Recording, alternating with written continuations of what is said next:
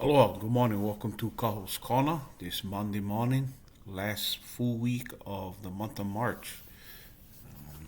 Next week, Wednesday, already going to be April 1st. So days just keep rolling on.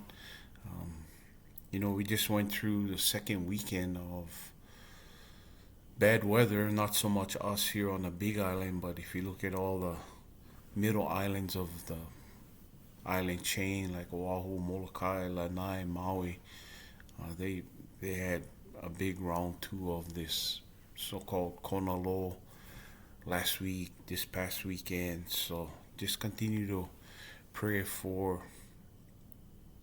fellow islanders across. If there's any way you can help out, or however God leads you to help out, every little bit counts. So yeah, just watching that on the news is heartbreaking that a lot of damage was done on the other islands.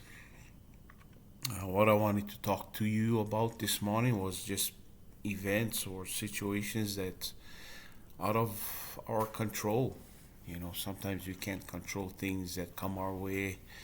And the Bible, if you read it, there's a lot of things that happen to a lot of people in the Bible, and how they reacted to it is a big difference. Like I said, there's one thing we can control. We might not be able to control what happens or comes our way, but how we react to it, sure, we can control it 100%. And some of the great leaders in the Bible did exactly that. They knew where to start, how to react, and go from there. Where other people in the Bible didn't fare too well in how they reacted to what was coming their way, and it happens to all of us.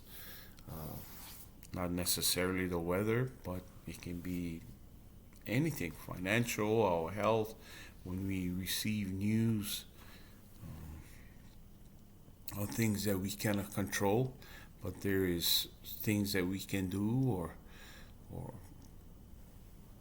things that we can do in our power. Let's just say how we react to stuff, and we look at a couple of people in the Old Testament. Like I said, I read about these great leaders in the Old Testament, and we're just going to read, and you can read their prayer. The prayer is long, but how they reacted and where they went to first made all the difference in what became of that event or that situation. And I think even till today, when we get news, um, the first thing we should do is pray. That's one thing we can do 100%. Wherever we at, who is with us, we can just seek the Lord first and seek Him first, because that's what He wants us to do in times of need. Seek Him first for wisdom, for guidance, and and by the Spirit, He's going to let us know.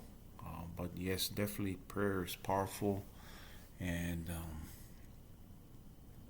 and we definitely can do that uh, right off the bat. So we're gonna look at a couple good leaders that I enjoy reading about, and just seeing how they handle the situation. And like again, it's long prayers. So if you decide to go look it up, read the prayer and how they prayed to God, and how God had interceded, and and they put their trust and their faith in God, and God showed up in a big way. And and we just gotta understand, when we pray to God, it's God's will that we gotta pray for. Whatever the outcome is, God's not gonna leave us hanging. He's gonna show us something. He's gonna lead us. But we gotta just pray that Your will be done, and we just gotta trust and keep the faith that God definitely knows what He's doing, and we just gotta keep trusting Him and following His lead, and but God gives us knowledge.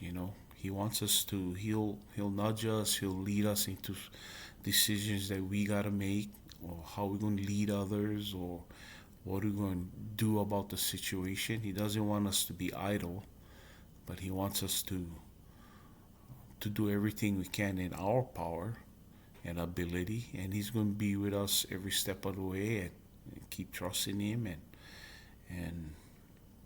and like I said, what the outcome is, we just continue to trust God. So first person, Second Chronicles, chapter 20, King Jehoshaphat. If you read about him, his dad, King Asa, was a good king. And he learned from his father, and he did what was right. When you read about the kings, it says what was right in the Lord's eyes. So although Jehoshaphat did a lot of good things, he still couldn't control all of these other nations that was coming against him. But all he did exactly what the Lord wanted him to do. And that's what he lived. He lived that way. And then when in chapter 20, some of his men came to him and told the king Jehoshaphat that there was this vast or this big army that was coming to conquer Israel. He didn't have control over that. But one thing that he did have control before that was his relationship with God. God's word says he did everything that was good in the sight of the Lord. So when this situation showed up, Jehoshaphat knew exactly what to do. And in chapter 3, he already heard the news. There's this big army coming. And this is what it says in verse 3, 2 Chronicles chapter 20. It says, Jehoshaphat was terrified by this news. So he heard the news of this big army coming. He couldn't control it. And begged the Lord for guidance. So he already, right off the bat, he already tapped into the Lord. And then the next thing he did, it says he also ordered everyone in Judah to begin fasting. Whatever God lays on your heart, if you need to fast in a time of a situation or a crisis, some people do that. To be honest with you, I've never done that. Fast. But whatever the Spirit leads you to do, I know people who fast in time of need and pray a lot. But that's what Jehoshaphat did. He already talked to God. He begged God for guidance. They started fasting. Verse 4 says, so the people from all around the towns of Judah came to Jerusalem to seek the Lord's help. So his people all knew because Jehoshaphat set the example. So all the townspeople heard about the news that this big army was coming. So they gathered all together as a nation, and they started praying to seek the Lord's help. And in verse 5, it says Jehoshaphat stood before the community of Judah and Jerusalem in the front of the new courtyard at the temple of the Lord. So he's the leader. He's setting an example. And then in verse 6, it says he prayed. He's the leader. He set the example, and he started praying in front of the nation of Israel. Then you can read his prayer. It's a long prayer, but he's praying about the situation that he cannot control, this army that's coming. And if you read on and you read on, let me see if I can find this is what God had told one of his soldiers. Go and tell the people, and this is what God said. After he prayed, God says this. He said, listen, all you people of Judah and Jerusalem. Listen, the King Jehoshaphat, this is what the Lord says. Do not be afraid. Don't be discouraged by this mighty army, for the battle is not yours, but God's. You know, God had told that to Joshua going into the promised land. Defeating Jericho. It goes through all the people in the Bible, the people that knew God, had a personal relationship with him. They knew exactly where to start in situations that they couldn't control. Another one we're just going to look at again. You're going to have to read their prayer because it's fairly long. And this is Nehemiah. The people got released from captivity from Babylon, the next nation, and then they went back to Jerusalem, but everything was in shambles. And Nehemiah was still in captivity.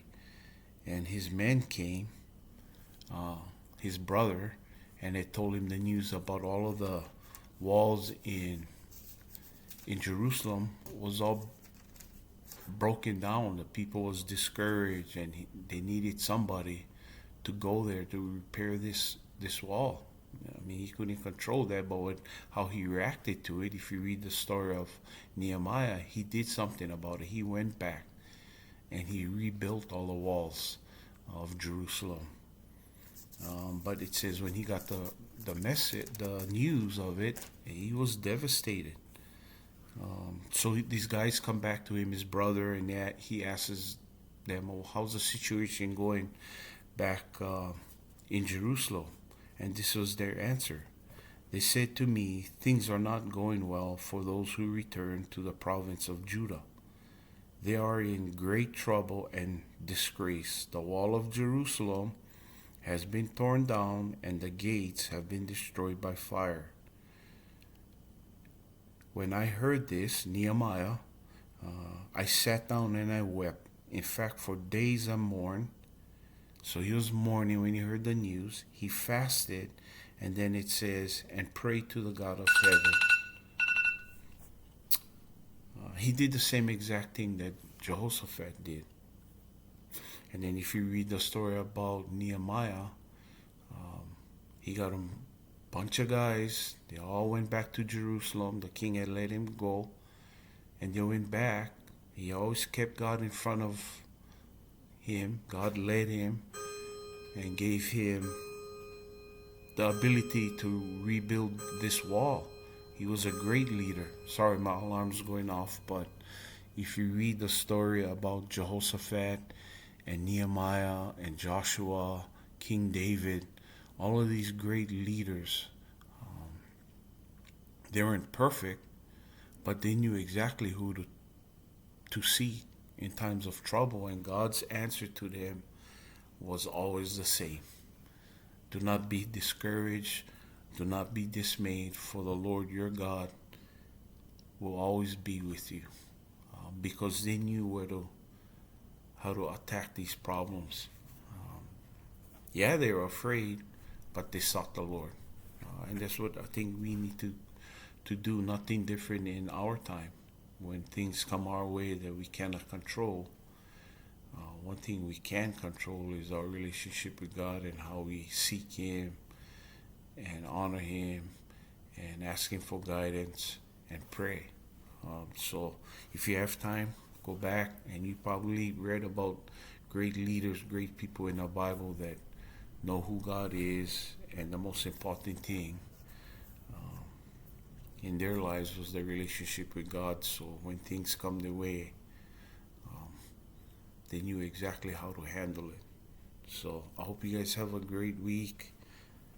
I think the weather will be back to regular trades, and we might have some afternoon trade wind and showers, but just be safe on the road. There's still work being done to clean up some of our roads, so be safe and have a blessed week. Aloha.